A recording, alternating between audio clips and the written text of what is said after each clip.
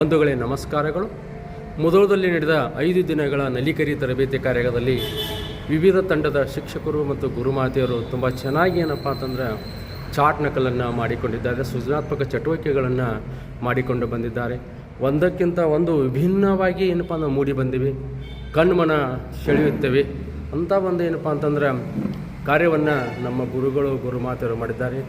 ಈ 5 ದಿನದ ನಲಿಕಲಿ ತರಬೇತಿಯು ತುಂಬ ಮಾರ್ಮಿಕವಾಗಿತ್ತು.